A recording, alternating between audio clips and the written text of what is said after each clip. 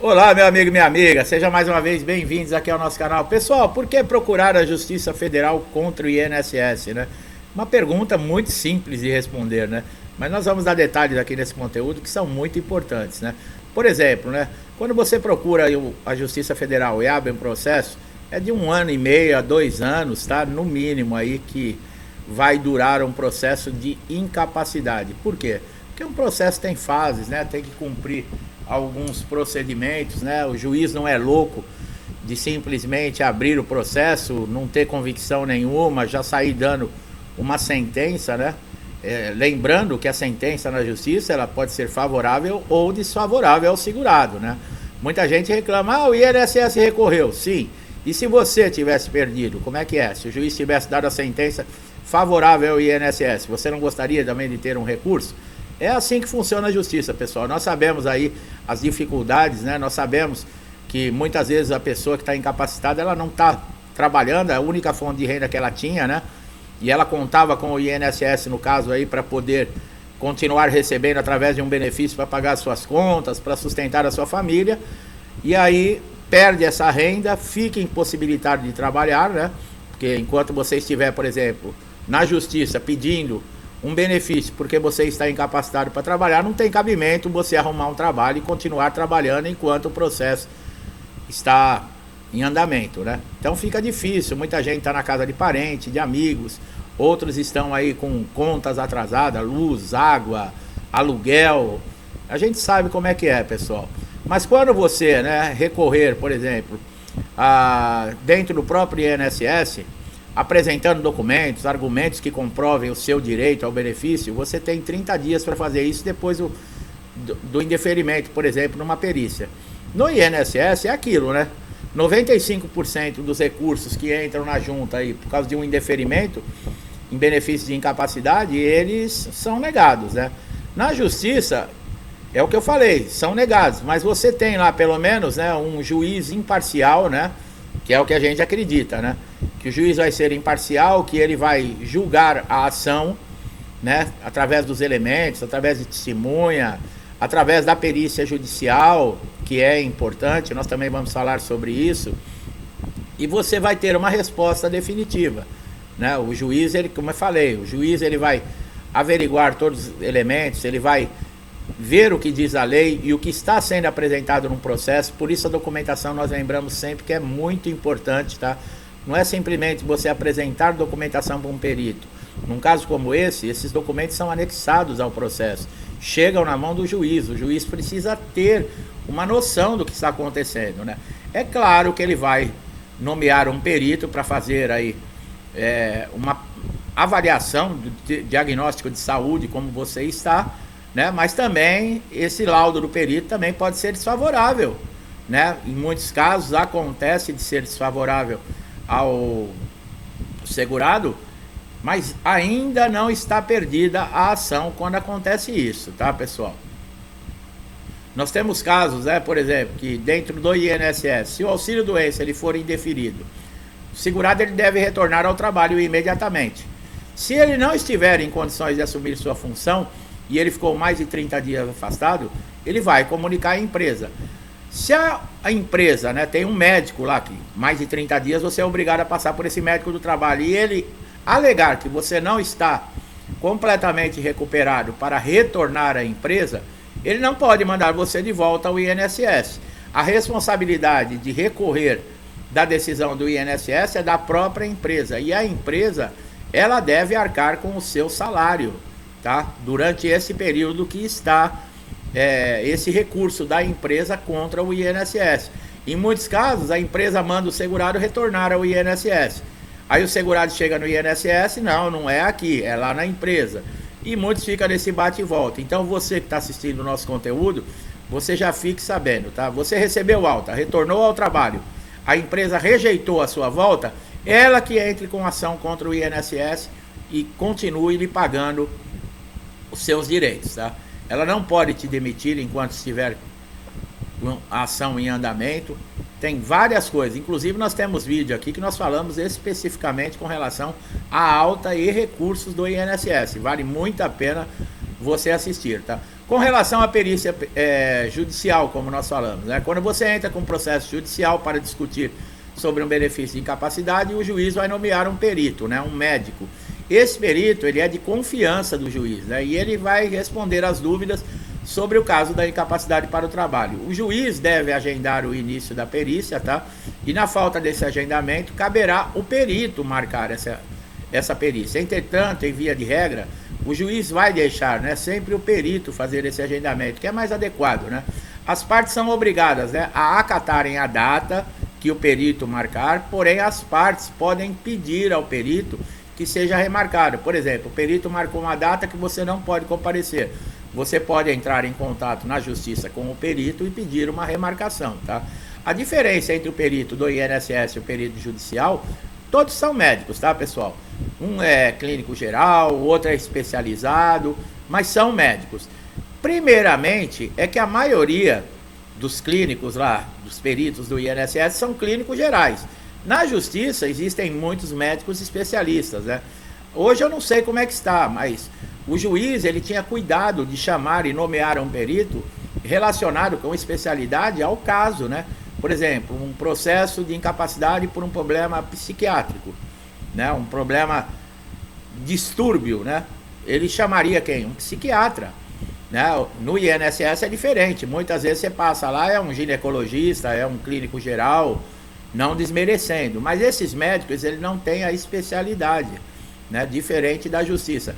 E a maior de toda a diferença é aquilo, né? O médico do INSS, ele é concursado, é um funcionário público do INSS, e o perito na justiça, ele não tem vínculo nenhum com o INSS. Pelo menos é o que nós acreditamos, né? Bom, como se comportar na perícia, né? Você deve ficar calmo, deixa a perícia fluir, né? É como se fosse uma consulta médica. Algumas pessoas pensam que é um interrogatório, que é, sabe, vai sair de lá penalizado, direto para uma cadeia. Não, pessoal, vai com calma, tá?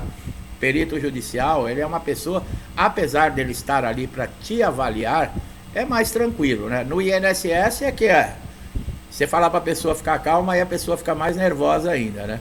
Bom, o resultado da perícia, se você faz parte de um processo e teve uma perícia médica judicial, o resultado dessa perícia vai ser incluído, né, no processo para ser julgado pelo juiz. O que acontece quando o laudo pericial ele é desfavorável?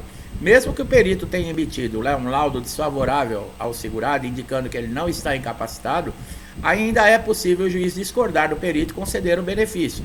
Isso de acordo com o artigo 479 do Código de Processo Civil, o juiz, né, ele tem a liberdade de desconsiderar, né, por exemplo, o diagnóstico desse perito, através dos elementos, né, constados nos autos, né?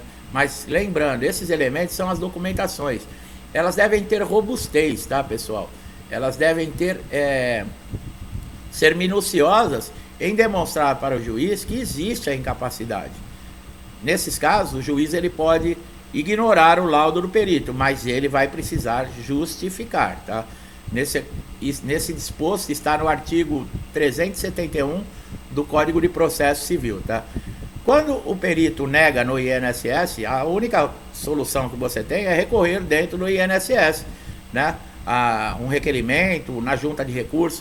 Tem como você acompanhar o que está acontecendo através do portal Meu INSS. Na justiça também existe uma forma de você acompanhar todo o seu processo judicial, o andamento, como é que está a decisão, se o juiz já deu algum parecer, através do site do TRF, onde seu processo está.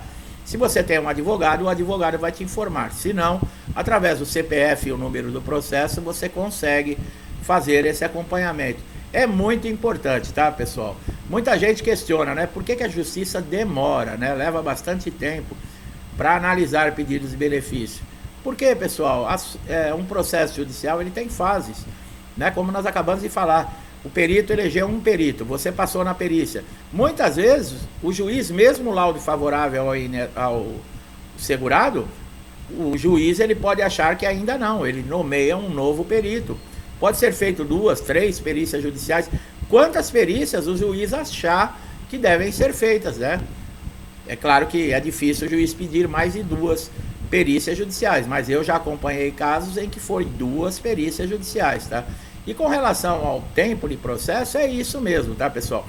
Em algumas regiões do país, né, são 6 TRFs, tem algumas regiões que podem até sair mais rápido, né? Porque não tem uma quantidade. Agora, nas grandes capitais, a justiça está entupida de processos. Não é à toa que o mês que vem, agora em abril, eles vão começar um sistema, né, do ateste júri.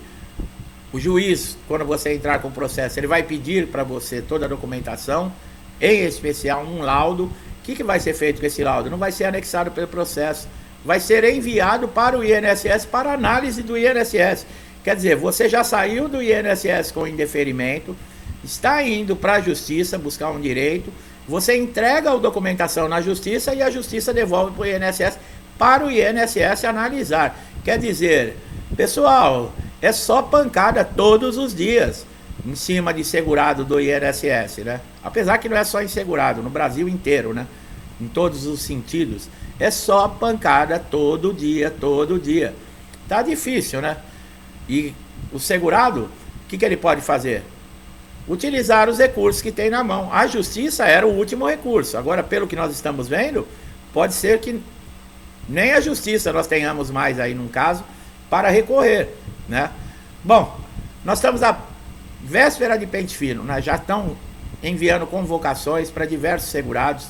Quem está de auxílio doença mais de 6 meses sem perícia, não tenha dúvida que vai ser chamado, tá?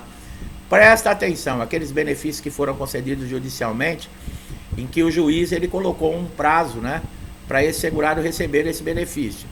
Olha a data final. Essa data final é mais conhecida como DCB, é data de cessação do benefício.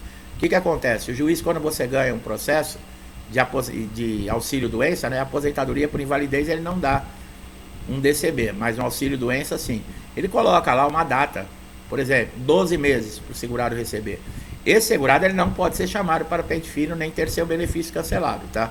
O mesmo os que estão na reabilitação profissional, tá? Você de auxílio-doença que está na reabilitação profissional, se você receber uma convocação, inclusive eu já falei em outros vídeos, você tem 5 dias para ligar para o INSS para agendamento da perícia. Faça. Ligue para o INSS, agende a perícia, junte toda a documentação e leve na data da perícia e avise o perito. Eu estou na reabilitação profissional, eu estou isento de passar no pente fino, porque não pode cancelar o benefício nem os pagamentos. E no caso, quem tem um DCB, né, que o juiz determinou a data de cessação, a mesma coisa. Leve lá, né, a sentença e mostre para o perito. Fala, ó, meu benefício ele está garantido, né, por determinação judicial até a data X. Né? Então o perito ele tem que ter ciência. Se ele for contrário, por conta própria, ele tomar uma decisão que prejudique o segurado, pegue o nome desse perito, o CRM dele, porque você pode processá-lo. Né? Você pode entrar na justiça porque ele está completamente indo contra a lei e sabendo, né, o que está fazendo, porque você levou a documentação.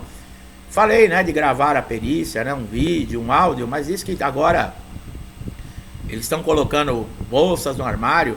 Pessoal, é estranho isso, né? Quem não deve não teme, né? Por que será que o perito tem tanto medo de um segurado entrar com um celular numa sala?